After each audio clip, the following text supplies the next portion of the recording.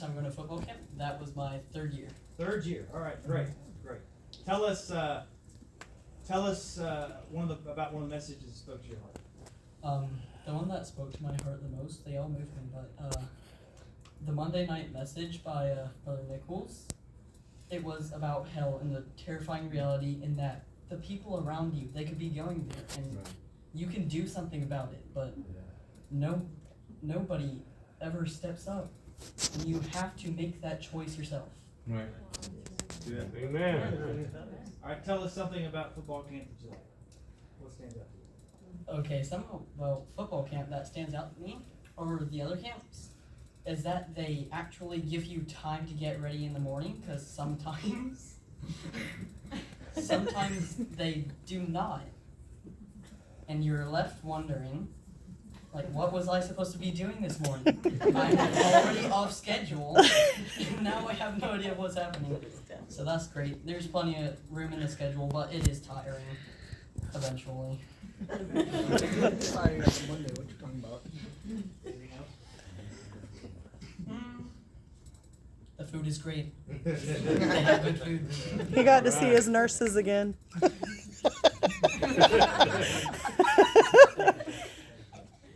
Amen.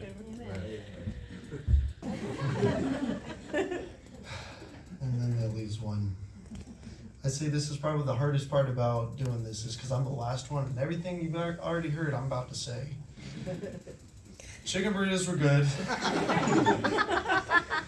Refs are awful. I didn't see it. I mean, when you're getting held and then getting suplexed and there's no flag being called, then there's a problem. Looks at me and just said, "Stop cracking." And I was about to fight him. He was holding me the entire game, and in my mind, I'm like about to break your fingers. If you want to hold on to something, you can't hold it anymore. But I do have to be honest. My favorite message from the week was a message by Brother Grimaldi.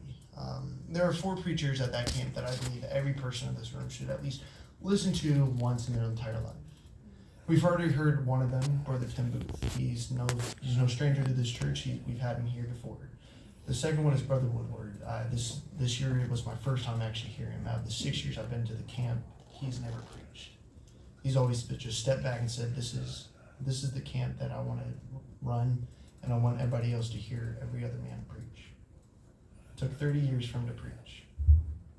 And then the other 2 is Brother Grimaldi, which is the message that we heard. He's Brother Grimaldi the second. He's a great coach, great person. And then the last one is Brother Cole.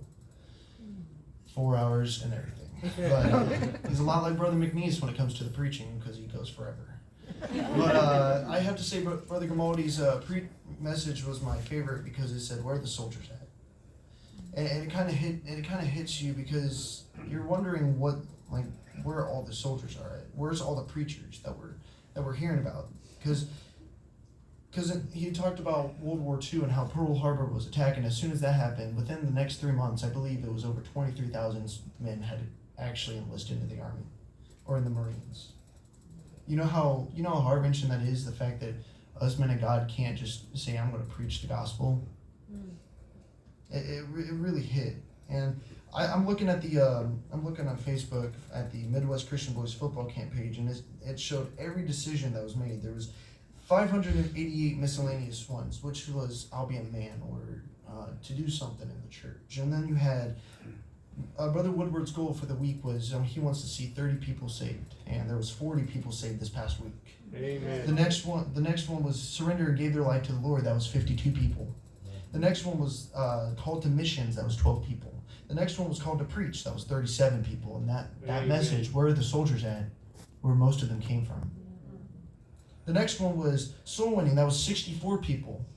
That kind of hits hard, doesn't it? Because even I have to admit, I'm not good on soul winning. The next one was parent relations. Most of those kids come from broken homes, and they want to heal their relationships with their parents. At 125 kids there with that one decision. 44 with purity. 22 with just being better with praying. And there was 26 that said they want to walk with God. in total, there was 1,010 decisions made this past week. Amen. That's great. That is honestly what I have to say what football camp is about. Football is a plus. I get to go out there and hit somebody for 1 week and not get in trouble for it. But where the actual thing comes into play, where the actual camp should be focused on, is the preaching. You know, I go out there and I lose and we sing Victory in Jesus. I hate it. but when we lose and we look at it and our battle was lost on the field, at least our battle wasn't lost on the altar. Amen. That's where I see where the best part of the camp is, because at least that's what's so great about this camp, that there's so many men there, and the men there are so accessible. They're just walking throughout the camp, so you can just stop them wherever you're at and say, "Hey, can I talk to you for a second?" They're everywhere. There's so many per team. I think we had almost 10 coaches on our team this year. For about 16 guys, that's a lot of people. Yes. The ratio is amazing there. And the fact that the huddle times are even better, because they take you and break you up into two groups, and one coach stands with and sits with one group, and the other coach takes another group, and they go through all the questions. And that's what's so great about this camp, is because I get to have a chance to talk to a bunch of men.